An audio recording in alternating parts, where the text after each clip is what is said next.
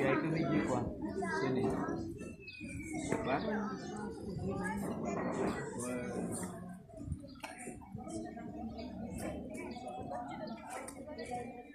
Now only allowance 15,000.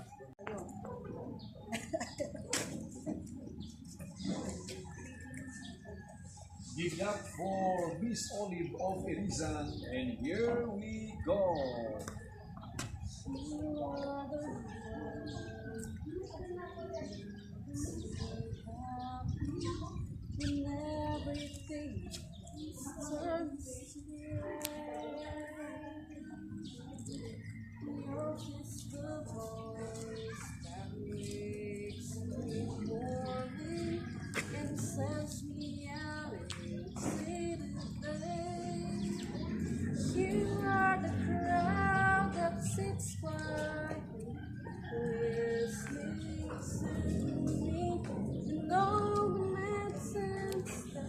All our PWD officers and members here at Erizan. Gandang bagay po sa inyo lahat.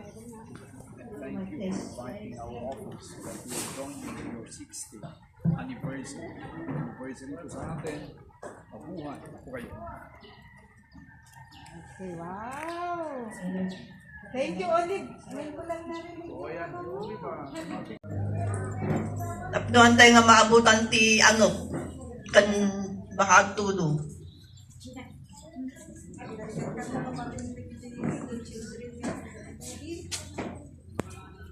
Patuloy po na pagpapagago at pagpapalaman ng aming gagawin sa atin.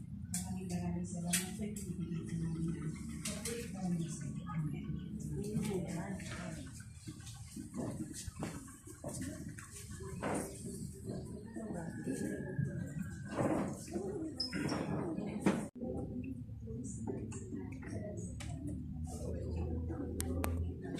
Okay, warm up tayo manan, another one. Last, and then we will go straight J tayo. Everyone stand up.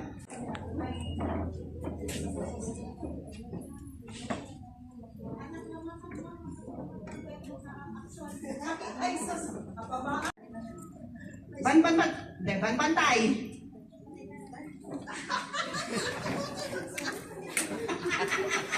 May taga-confused dito. Kasalanan ni Fred. Na-welcome na. When we said welcome everybody, we are all welcome already. No? Okay. So, mag-udin to dyan welcome na formal. Tayo tata. I think amin tayo siguro amamu tayo isuna. Hankon nga ibaga no anyaman dagi amin nga achievements na since ado-ado han tayo nga magpas. Dahito nga aldaw nga may binsa-binsa amin. Okay? Anyway, basta may salaang amo tayo nga mga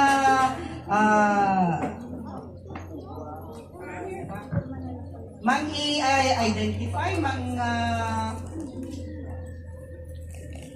may salaang amo tayo nga iso ti pakamuan nga anya isuna kada tayo kiniti mamamayan, no? Managtulong. No masidag tayo, we are welcomed, we are entertained. Okay? Han tayo nga bumain nga umasidag. Tasangon na datayo. Nganya masapol tayo, kanman nga iso na mismo, ti pagapuan di tulong, ada ti paka asidagan na, through kinyana. Manipod iti, kadwa tayo iso na iti Erizan persons with Shadu. I would like to introduce to you our guest speaker of the day, our very beloved Honorable Councilor Vladimir Cayabas. Let's begin.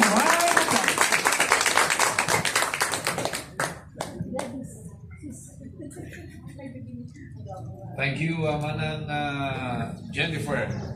Hi, good morning sa ating lahat. Okay po ba kayo? Okay na okay? Ayan. Maghapon yata kayo dito. No? So, binabati din natin lahat ng mga officers. Of course, we have here the former regional governor or lieutenant governor ng Kiwanis. Kasama namin si Mrs. Baila. And to all the officers ng ating Irisan PWD organization, special mention sa mga parents who are with us today. At alam po natin na kayo mismo ay very supportive sa programa para sa ating mga PWDs, particularly here sa ating barangay Irisan organization. Unang-una, mabibigyan kayo ng pagkakataon para makuha nyo yung mga information, especially concerning to mga PWDs natin. May mga batas na nagbibigay protection sa inyo at nagbibigay ng mga pribilegyo sa inyo.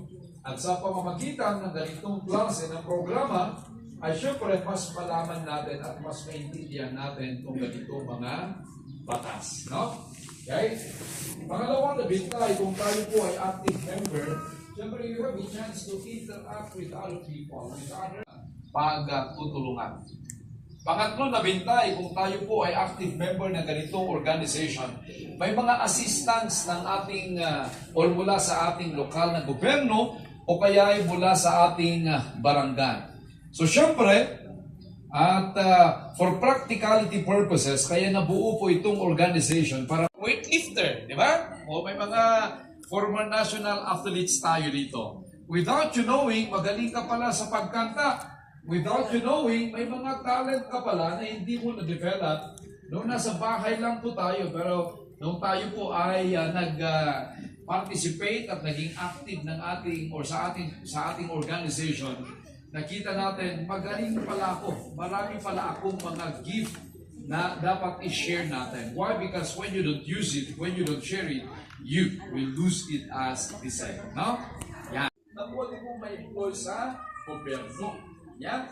Sa private naman, kung mayroon kang at least 100 qualified to work in your company. Kaya, isa po yan. Apart from sa mga diskwento, apart sa mga exemption sa inyo sa VAT and others. May mga ibang mga eskwelahan nagbibigay pa ng mas mataas na mga assistance o kaya diskwento para sa inyo.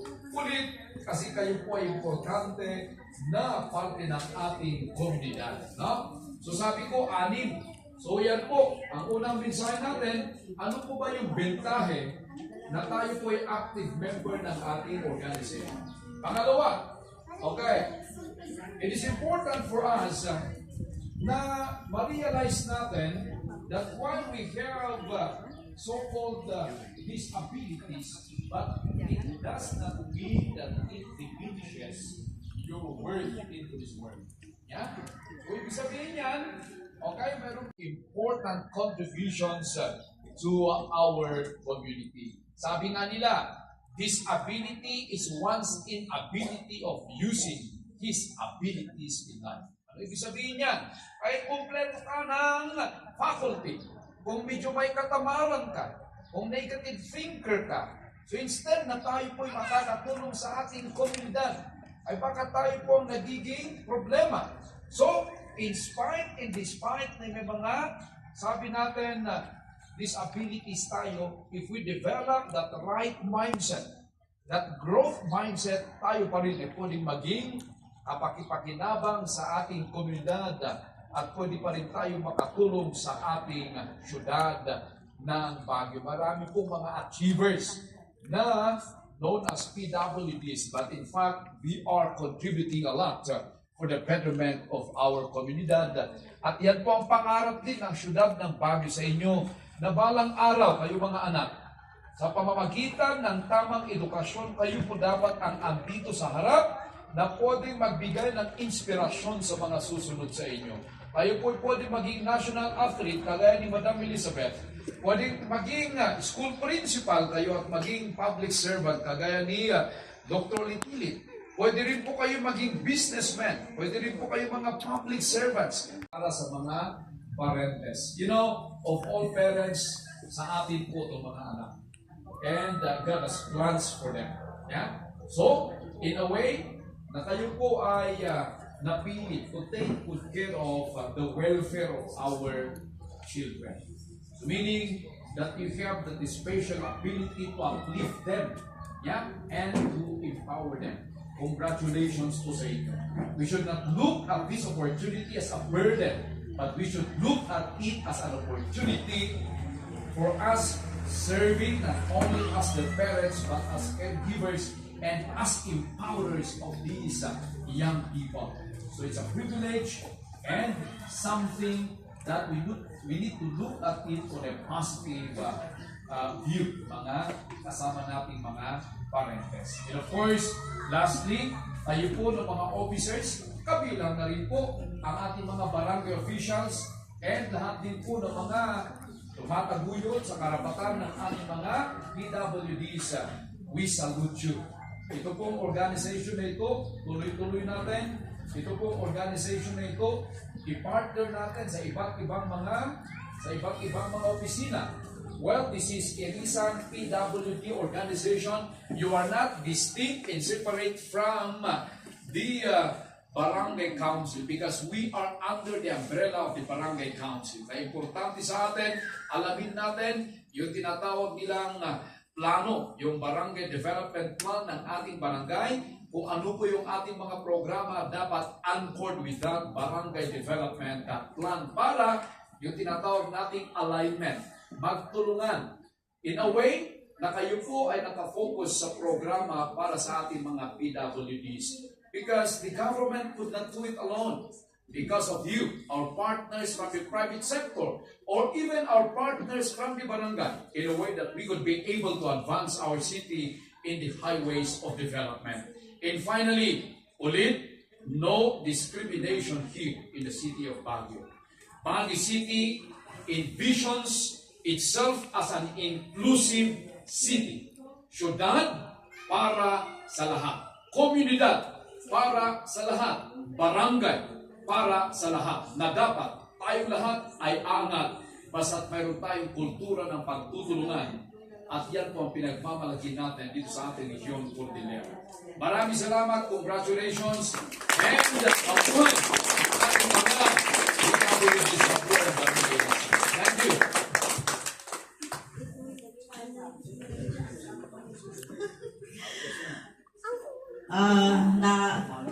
Thank you, our honorable councilor, kasi siyempre medyo marami kami kaya maraming mga activities na lagi kami wapong councilor na laging sumusuporta sa atin. Sige, doon na lang sa likod.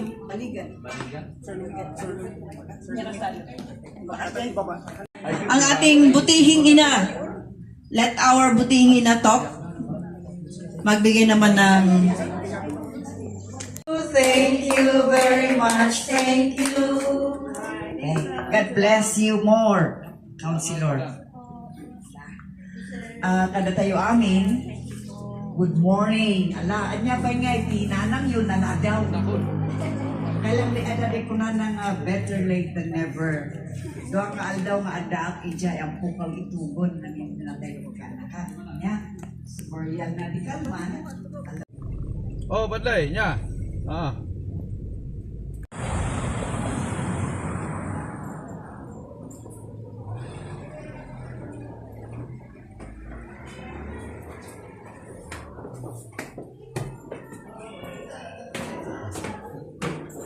Games na.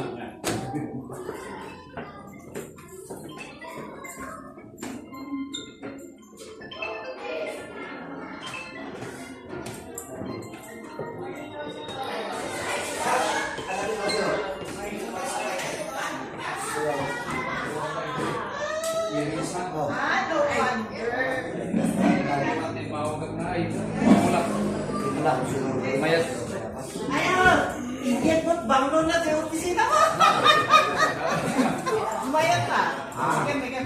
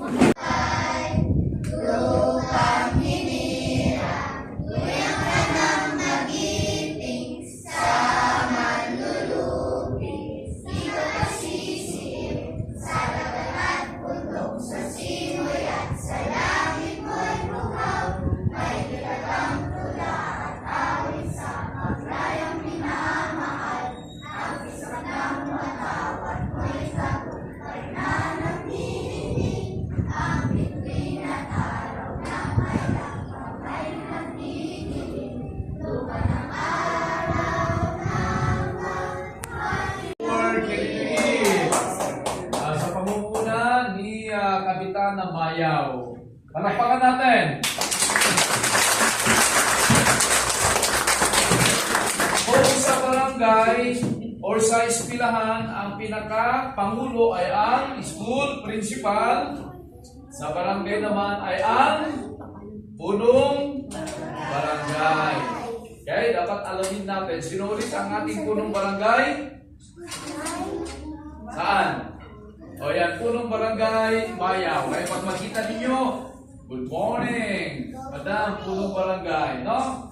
And lahat na rin ng mga kawani ng ating barangay council. Ang tawag natin sa kanila, ibig sabihin yan, ay hindi lang sa Lower Quirino Hill ang may ganito, pero kayo, mas marami kayo, no?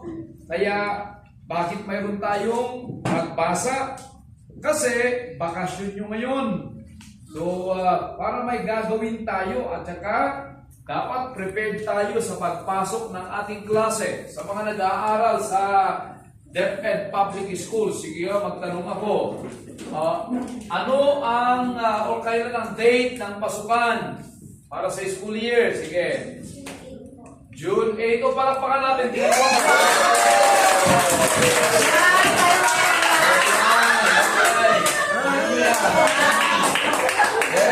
Para magtanong tayo. Importante, no? Kasi hindi natin maintindihan ang isang asignatura o kaya isang topic na binibigay ni teacher pag hindi tayo marunong magbasa. Ito sa Lower Quirino tayo may ganitong klase ng programa. Okay? So, congratulations sa inyo and of course to all our barangay officials. We are very proud of you indeed na meron tayong DepEd, meron tayong TESTA, meron tayong JED. But you know, kailangan din tayo na maging educated.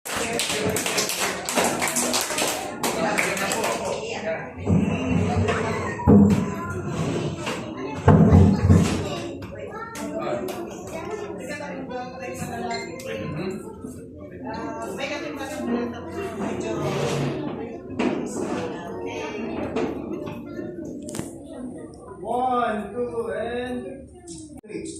Sana titingnan ulit. Next po, dito po. 1, 2. Okay. Thank you. Okay. Sige. Salamat.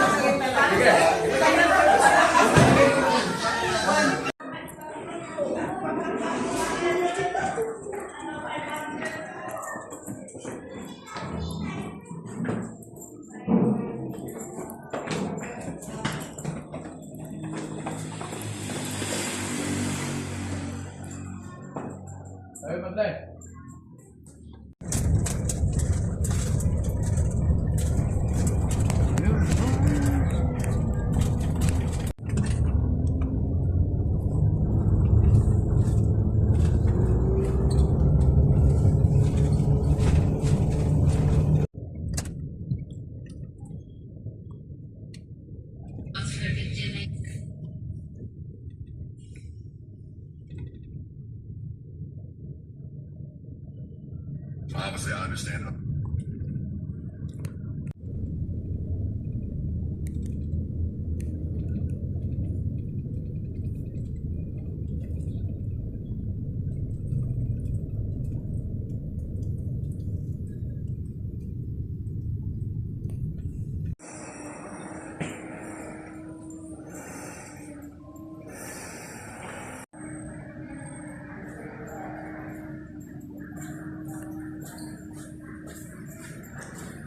Magandang bagay sa ating lahat. Kumusta po kayo mga kababayan? This is our office, your office.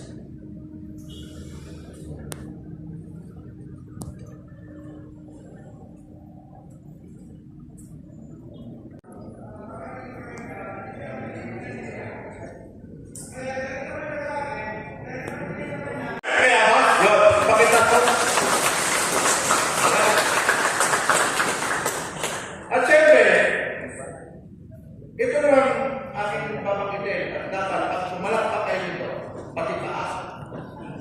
Siya po ay kasama ko sa CIDT noong araw. Ang major ko para mamulay mo may nakapalakpak. Kaya wala, minsan din ako in-invite mag-talk kaya kasi bago nag-talk, namupulang kami sa kapalakpak. Sabi ko, mayroon kayong salita kaysa papalakpak.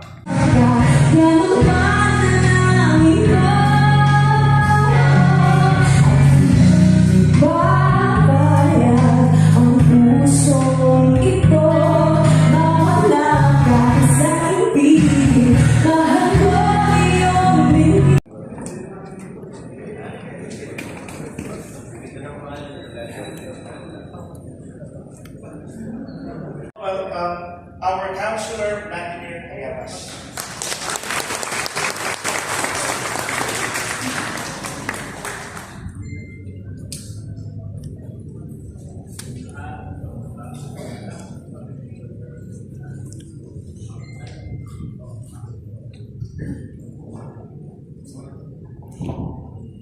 Thank you, sir.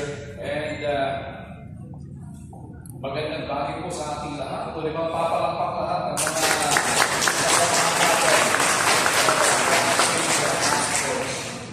I would like, of course, to greet all our newly inducted officers, your merchants, and the so-called environmental protection services, not only here in Northern Luzon, but in the country. That is what we need today.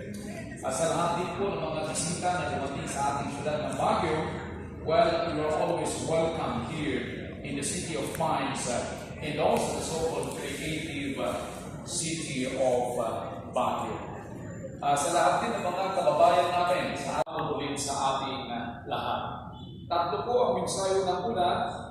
This is in support to the statement coming from our mayor. Your next big step matters. After having your oath today, what's your next big step? Because that is what we need to do for us to be able to sustain the programs of the so-called climate change task force. We know that when we speak about climate change, it's not all about the climate itself, but it's all about also involving other people, involving different communities, and involving different sectors. Because we could not do it alone. The government could not do it alone. But our service partners ay pakipalakpakan ang inyong And then of course, finally, it's not again burning climate change, but it's all about character change, mga kaibigan. In the city of Baguio, we have the so-called Ordinance de Pansanopen.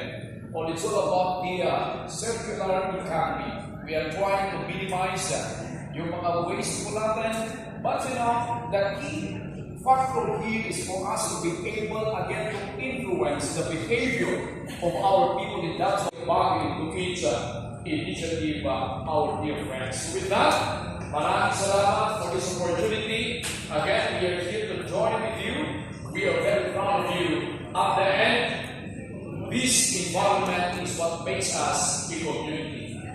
And in a way that when we help each other, that nothing is impossible. After all, let us not wait for angels above to do the work for us. Instead, we should be acting as angels for our environment so that we'll be able to completely nurture it and in a way that we present it to the young people as the next recipients and occupiers of this mother planet. Maraming salamat po. Mabuhay!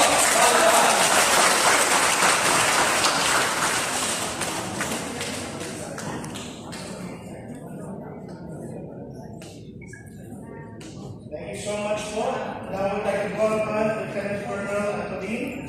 After his closing remarks, may photo ops po tayo, so we'll have a picture of the audience.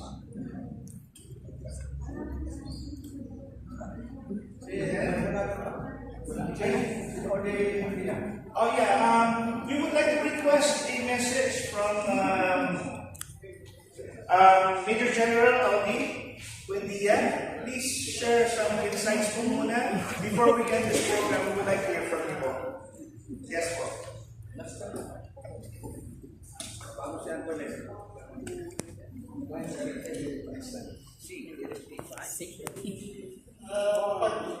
Pagpalang kaligasan po sa ating lahat.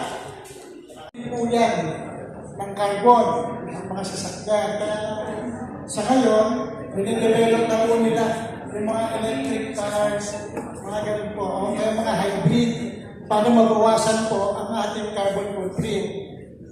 Sa pagluluto na lang po, kung gumagamit po tayo ng gas, meron pa rin po tayong carbon footprint na tinatawag. So nakakadagdag po natin ay yung ating what do you call this?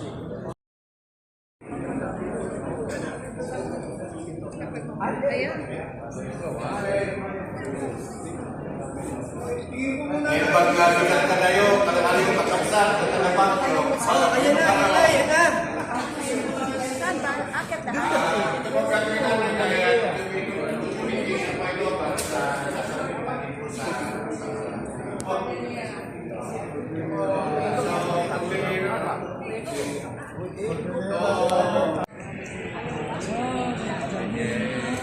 Again, maraming salamat po sa ating mga pagpiling guests. Meron po tayo paisiwan lang po lahat po sa kapalupa. Meron lang po ilang instructions para sa atin ang ating general. Sige po, dito na po tayo para sa photographs. Dito na po tayo lahat sa stage at saka sa kailangan mo yung ating mga special guest of honor.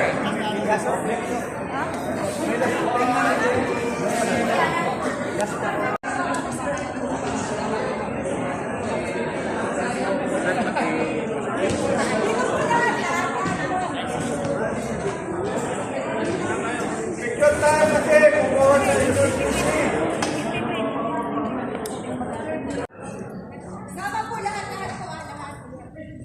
Join us. Join.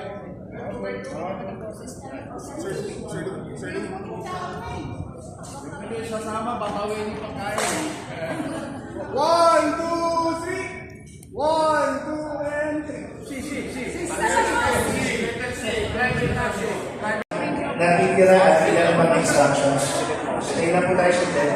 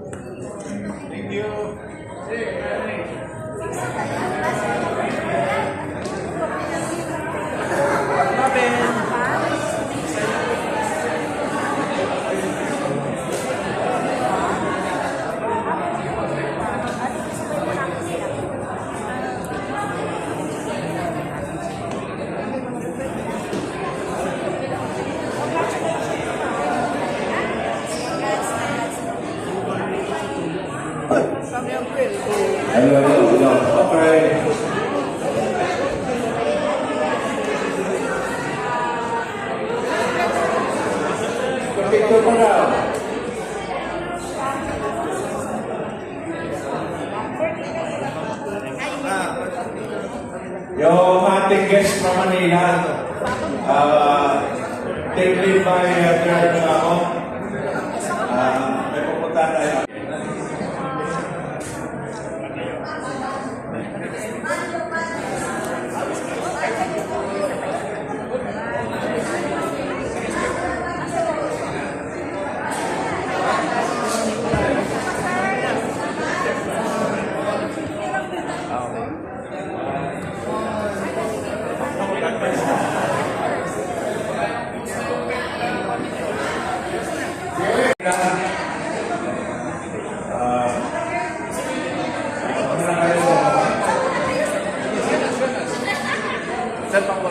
May mga nangangamba.